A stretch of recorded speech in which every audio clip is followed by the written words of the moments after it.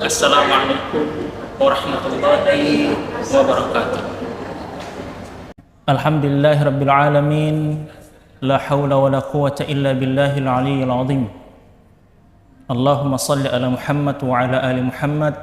Rabbi israh li sadri wa yassir li amri wahlul 'uqdatam min lisani yafqahu qawli.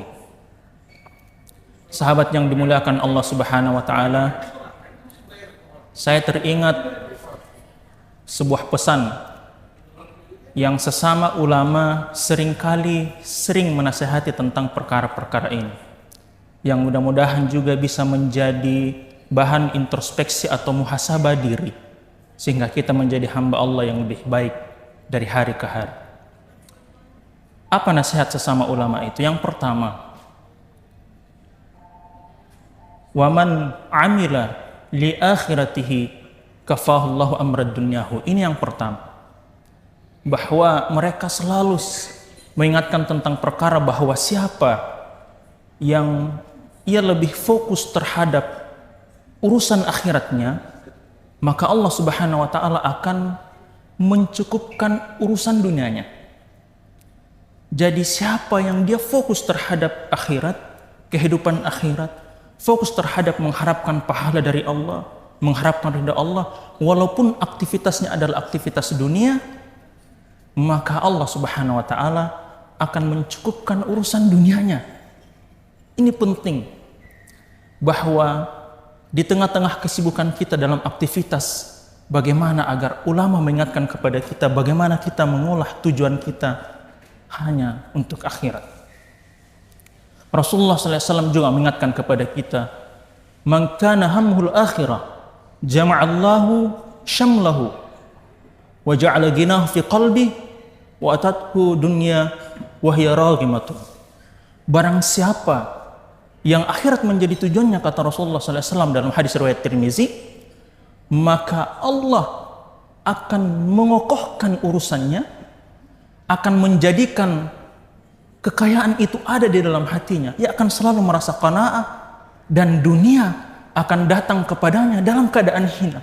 Bayangkan, ketika kita fokus terhadap akhirat, fokus terhadap pahala akhirat, terhadap ridha Allah Subhanahu wa taala, maka Allah akan urus urusan dunia kita. Kenapa ada orang yang sibuk dengan urusan dakwah, sibuk dengan zikirnya, walaupun tentu aktivitas dunia tetap dia jalankan, baca Al-Qur'annya, tetapi kita melihat urusan dunianya begitu tertata dengan rapi. Kenapa Allah turun tangan mengurus urusan dunianya? Selesai itu urusan dunianya.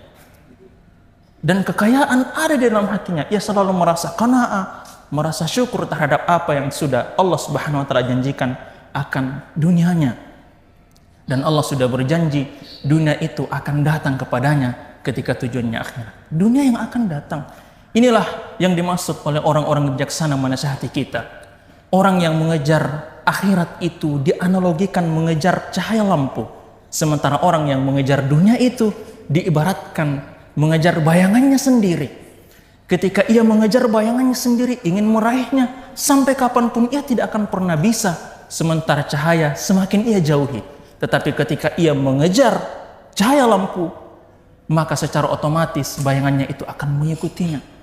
Hadirin, marilah kita menjadikan akhirat tujuan kita. Demi Allah, jangan khawatir akan urusan dunia. Allah Subhanahu wa taala akan mengaturnya. Dicukupi. Yang kedua, kata para ulama, man aslaha sariratahu aslahallahu alaniyatahu. Ini bermakna dua. Yang pertama, barang siapa yang ia memperbaiki rahasia-rahasianya dengan Allah, maka Allah akan memperbaiki sesuatu yang nampak darinya dari makhluk. Artinya apa? Ia punya amalan-amalan rahasia dengan Allah yang ia perbaiki.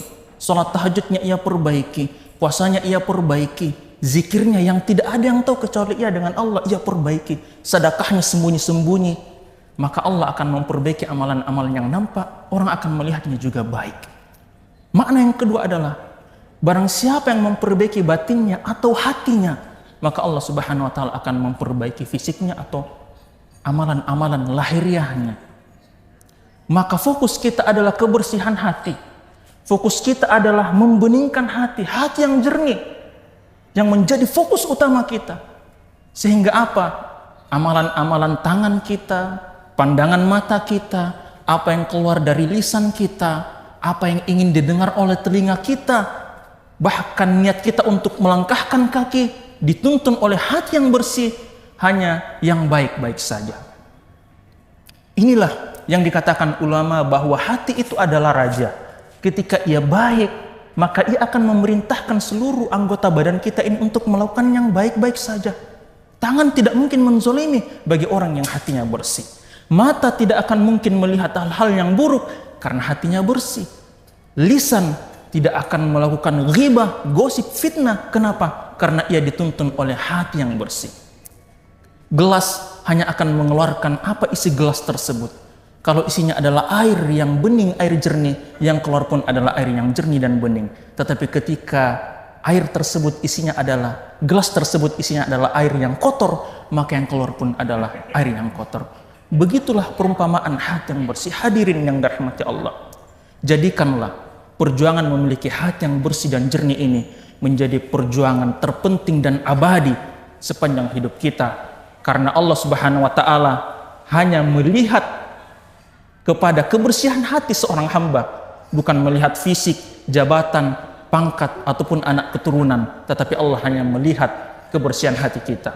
Akan ada hari di mana dalam Al-Quran dikatakan, yauma la yanfa'u malu wala banun illa man atallaha biqalbin salim, yaitu suatu hari ketika tidak berguna lagi harta, pangkat, jabatan, anak keturunan yang kita bangga-banggakan ketika hidup di dunia dan seluruh aksesorisnya, illa man atallaha biqalbin salim, kecuali orang yang datang menghadap kepada Allah dengan hati yang bersih.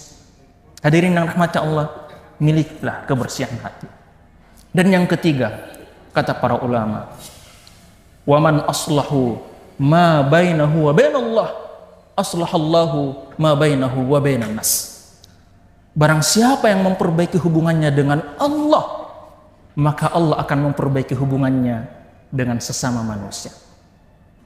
Hadirin yang dirahmati Allah, kalau akhir-akhir ini kita merasa hubungan kita dengan pasangan kurang baik, hubungan kita dengan anak dan orang tua kurang harmonis, hubungan kita dengan sesama teman kurang kompak seperti dahulu kala, maka coba kita lihat atau introspeksi bagaimana hubungan kita dengan Allah.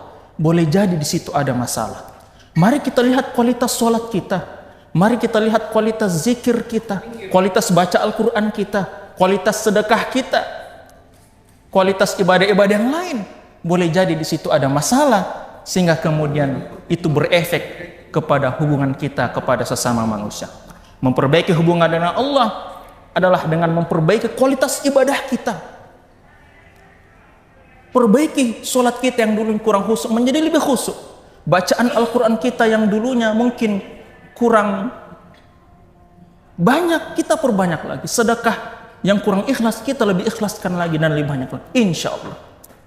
Dengan berusaha kita memperbaiki hubungan dengan Allah Subhanahu wa Ta'ala, Allah yang menggenggam setiap hati hambanya, setiap hati makhluk, menggerakkan hati itu untuk mencintai kita. Itulah kenapa Rasulullah mengajarkan kepada kita doa, ya muqallibal qulub tsabbit qalbi ala dinik. Wahai yang membolak-balikkan hati, tetapkanlah hati kami dalam kebaikan. Karena hanya Allah yang menggenggam hati setiap makhluk. Insya Allah.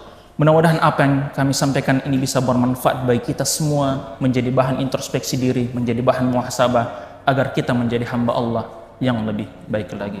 Billahi fi sabil haq. Assalamualaikum warahmatullahi wabarakatuh.